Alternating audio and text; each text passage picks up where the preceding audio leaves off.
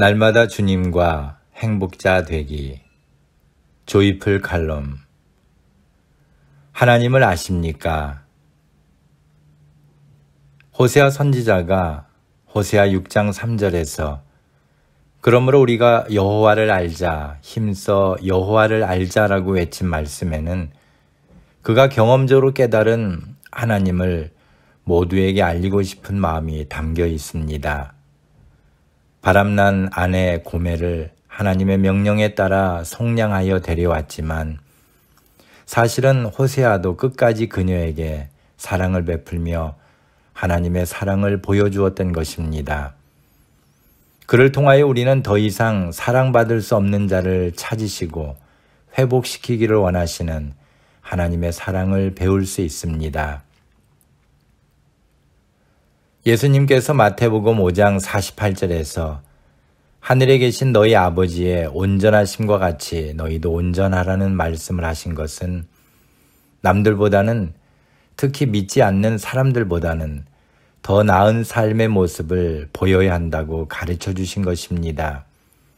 예를 들면 너희가 너희를 사랑하는 자를 사랑하면 무슨 상이 있으리요?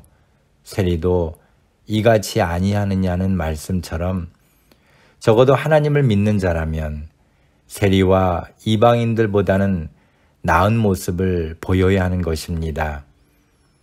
하나님을 믿는다고 하면서 세상 사람들과 별반 다를 바가 없다면 진정 하나님을 모르는 사람이라고 할 수밖에 없기 때문입니다.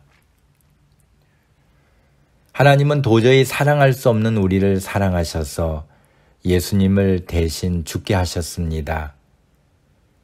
그것이 우리가 구원받은 이유입니다.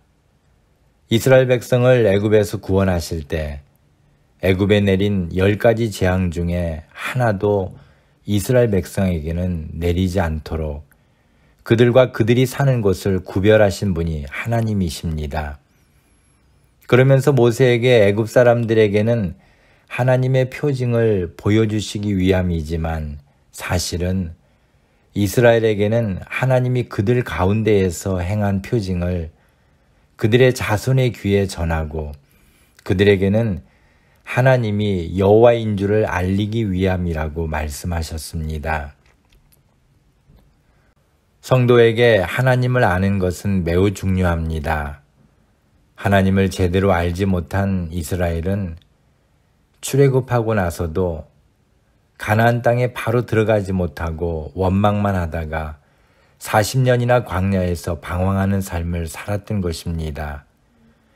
아무리 좋은 물건을 가지고 있어도 그 물건을 잘 모르면 어리석은 삶을 살 수밖에 없습니다. 실제로 최근에 아마존에서 인기리에 중국의 전통 과일 바구니라고 팔렸던 골동품이 중국인들의 50년 전에 사용하던 요강이었다는 사실이 밝혀져 충격을 준 일이 있었습니다. 이 물건을 구입한 사람들은 그 요강에 빵을 담아 먹었다고 합니다. 코로나19는 우리들에게 하나님을 알 수 있는 기회를 주었습니다. 코로나19로 모든 것이 막혀있는 이 시기에 우리는 하나님을 바로 알도록 힘써야 합니다. 그렇지 않으면 팬데믹은 인류가 겪은 재난의 역사로만 남을 것입니다. 코로나19를 통해 하나님을 알기 원합니다. 하나님이 우리를 얼마나 사랑하시는지를 힘써 알아야 합니다. 감사합니다. 오늘도 주님 안에서 행복한 하루가 되시기를 간절히 소망합니다. 감사합니다.